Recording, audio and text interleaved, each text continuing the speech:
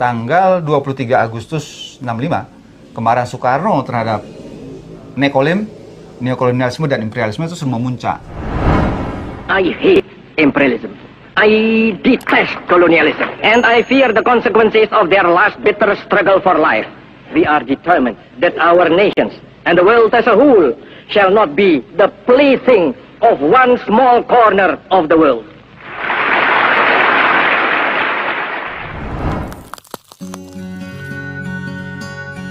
Assalamualaikum sahabat, bagaimana keadaan kalian hari ini? Kami doakan semoga sehat selalu.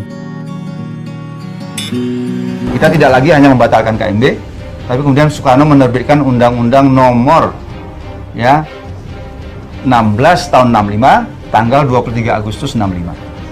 Isinya apa? Mengakhiri segala bentuk keterlibatan perusahaan asing di Indonesia. Sudah nggak ada kompromi. Pertanyaannya, Nekolim terima apa tidak?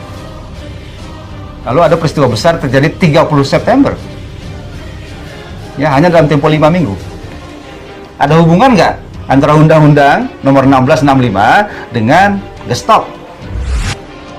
Yang Bung Karno katakan bahwa peristiwa Gestok itu adalah kelihayan Nekolim, kelihayan neokolonialisme dan imperialisme, bangsa asing yang ingin menguasai kembali harta kekayaan bangsa Indonesia. Bung Latif, itu terbukti ketika TAP MPRS nomor 33 tahun 67 ditandatangani tanggal 12 Maret tahun 67, lalu tanggal 7 April tahun 67 Mas Kiki, pemerintah Orde Baru menandatangani kontrak karya dengan PT Freeport McMoran, perusahaan tambang emas dari Amerika, di mana kontrak karya yang ditandatangani hanya 26 hari setelah Presiden Soekarno digulingkan, itu kemudian menyerahkan kekayaan alam bangsa Indonesia, tambang emas di tanah Papua, kepada Amerika dengan kontrak karya 30 tahun, royalti hanya 1,5% untuk tambang dan 1% untuk emas.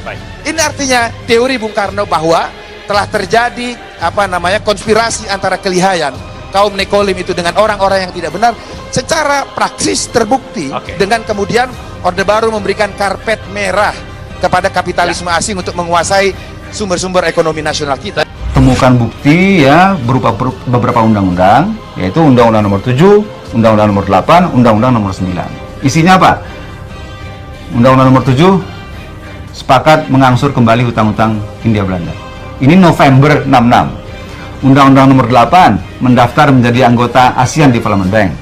Undang-Undang Nomor 9 mendaftar kembali menjadi anggota IMF dan World Bank.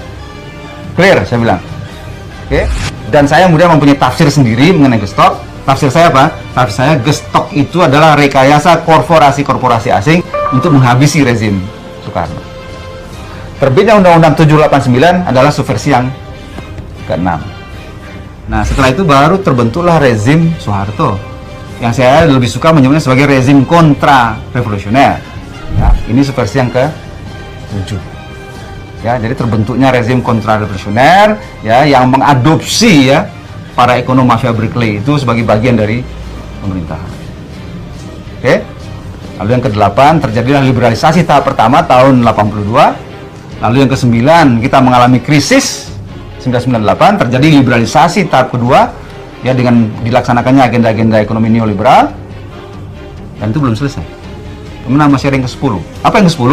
Yang ke-10, bukti yang paling kuat adalah bahwa ternyata yang menjadi common enemy pihak kolonial selama ini ya, itu adalah pasal 33 Undang-Undang Dasar 45. Apa yang terpendam di dalam bumi Indonesia ini, agar supaya sebagai hasil dari penggalian itu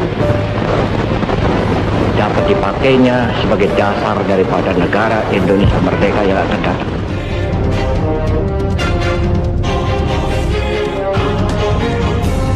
Maka tahun 2002 terjadilah ya upaya amandemen terhadap pasal 33.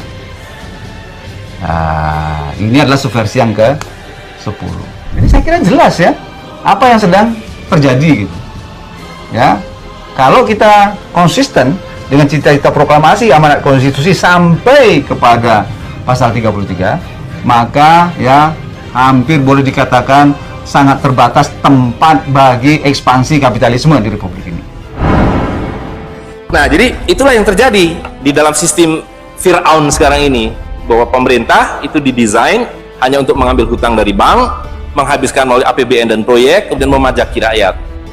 Karena itu pajak semakin hari semakin tinggi, semakin banyak, semakin tinggi, semakin banyak. Nah, jadi kalau digambarkan, ya kan, wilayah domestik nasional itu adalah demokrasi. Supaya kalau 5 tahun harus ganti. Kalau ada presiden, ada perdana menteri yang tidak nurut pada para bankir, out. Tapi para bankir tidak pernah berganti, mereka turun-temurun, perusahaan swasta, anak beranak pinak. Ini kira-kira hanya 400 keluarga di dunia ini. Maka apa yang harus kita lakukan adalah melakukan membalik seperti yang mereka dulu lakukan. Yang mereka dulu lakukan adalah mengambil emas dan perak dari orang tua kita, mereka lebur menjadi batangan, dia simpan di berangkas, dan kepada kita dikasih toilet paper ini, kata Mahathir Muhammad. Tukarkanlah menjadi emas dan perak, menjadi dinar dan dirham, dan kemudian gunakan untuk muamalah. Karena Nabi sudah mengatakan akan datang satu zaman di mana yang semua yang kamu miliki tidak ada harganya, kehabisan nilai, kecuali dinar dan dirham, kecuali emas dan perak. How to start? Ya, seperti Neno. Bagaimana sekarang Neno mau mulai untuk, apakah Neno akan mengganti hidup Neno? Bagaimana caranya? Ya, mulailah dengan menukarkan uang-uang ini sebelum bisa nilai. Semakin banyak kita mengedarkan uang rupiah, semakin miskinlah kita. Gitu. Dulu dengan 2 rupiah dapat 1 gram emas, sekarang 2 rupiah wujudnya saja tidak ada. Gitu. Jadi semakin banyak kita menggelontorkan uang kertas itu, semakin miskin kita. Lain dengan ini. Karena ini kan mudah. 1000 jadi 100.000 tinggal rubah angka. Kalau dengan emas dan perak, 1 dirham 3 gram perak. Kalau Anda menghendaki 2 dirham, harus ada 6 gram perak. 10 dirham jadi 30 gram perak. Mengedarkan rupiah berarti menambah kemiskinan. Menambah dan mengedarkan dinar dan dirham berarti menambah dan mengedarkan kekayaan. Dan lihat, menipunya uang kertas ya. Kalau kita pakai untuk menyimpan naik haji, kalau Anda menabung dolar, maka setiap tahun naik. Saya sudah hitung ini, dan ini valid sekali. Naik setiap tahun itu 3,5%.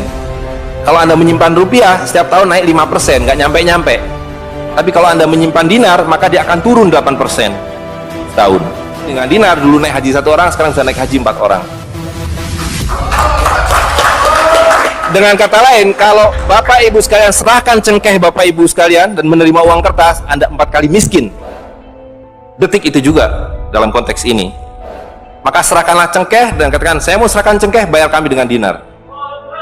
Bayar kami dengan dirham. Saya serahkan pala kami, bayar kami dengan emas dan perak. Saya tidak mau uang palsu ini, uang-uangan ini. Saya mau uang yang sebenarnya, uang dari Rasul SAW. Hari ini 1 dinar dapat seekor kambing. Zaman Nabi dapat seekor ayam 1 dirham, hari ini dapat seekor ayam. Tidak ada yang berubah. Sekali lagi, pemiskinan itu adalah dibikin oleh sistem. Dinar dan dirham itu selalu dicetak oleh para sultan. Jadi lihat, ketika para sultan berkuasa, para sultan berikan emas dan perak pada rakyat. Para sultan kemudian disingkirkan, diganti oleh para bankir, emas dan perak mereka ambil, diberikan kertas. Itu yang terjadi dari abad ke-19. Maka alhamdulillah pada hari ini kita melihat bahwa kesultanan sudah kembali dengan dinar dan dirham.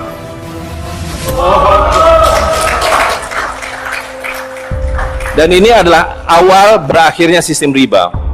Ini adalah awal dari janji Allah SWT, yamhaqu riba wa yurbi shadaqatan. Aku suburkan sedekah dan aku hancurkan riba. Kehancuran riba ditandai dengan seperti apa yang dikatakan Nabi, kehancuran mata uang kertas. Suka atau tidak suka, terima atau tidak terima, ini adalah awal kehancuran. Dan karena itu yang harus kita lakukan adalah supaya kita tidak ikut hancur di dalamnya, kita songsong kembalinya dinar dan dirham. Dan itu berarti kembalinya sultania. Dan Ternate adalah awal dari kembalinya dinar dan dirham dan sultania, bersama dengan Kesultanan Cirebon, bersama dengan Kesultanan di Sulu. Jadi sekarang sudah ada 3 sultan yang mencetak kembali dinar dan dirham. Dan ini akan mengawali kembalinya dinar dan dirham di seluruh dunia. Jadi kalau pada abad 15, abad 16, abad 17 bangsa Ternate sudah sampai ke Madagaskar, sudah sampai ke negeri atas angin di Spanyol, maka pada abad 21 kembali Ternate sampai Spanyol. Ternate sudah kembali sampai Afrika Selatan, sudah sampai Eropa melalui dinar dan dirham yang berlaku di seluruh dunia. Orang Amerika tidak bisa mengatakan emas saya 5 kali lipat dari emas saudara, tidak bisa. Emas kami dari Ternate sama harganya dengan emas kalian. You 1 dinar, kami 1 dinar. You 1 dirham, kami 1 dirham. Itulah keadilan. Ya. Dinar dan dirham yang kita bicarakan ini tidak ada artinya kalau berhenti hanya di dalam ruangan ini. Dinar dan dirham harus segera berkemerincing di kota Ternate, dan Anda semua yang harus memulainya. Seluruh penduduk Ternate menggunakan dinar dan dirham. Dan Kanjeng Sultan dari beberapa waktu yang lalu sudah mulai membagikan zakat dalam dirham. Jadi di Ternate ini sekurangnya sudah ada 1.000 orang memiliki koin dirham yang dibagikan oleh Sultan. Dan itu adalah awal. Ini baru awal dari kembalinya Islam dan berakhirnya kezaliman. Jadi sekali lagi Bapak Ibu sekalian, marilah segera ya ular-ular Fir'aun itu kita akhiri dengan cara yang sangat mudah, yaitu kita mentaati perintah Allah SWT. Allah SWT mengatakan wa halalul bai' wa harramar riba. Aku halalkan berdagang dan aku haramkan riba. Dan uang kertas adalah riba par excellence. Di dalam uang kertas ini ada 2 riba sekaligus. Ya, jadi saya kira itu saja. Saya mohon maaf mengambil waktu agak terlalu banyak, tapi ini penting karena supaya clear semuanya. Ya. Masih banyak topik yang akan kita bahas. Silakan subscribe channel kami agar kita bisa lebih dekat dan bersama membahas berbagai topik menarik lainnya. Like bila Anda suka dan unlike saja bila Anda tidak suka dengan video seperti ini. Terima kasih telah menonton dan sampai jumpa.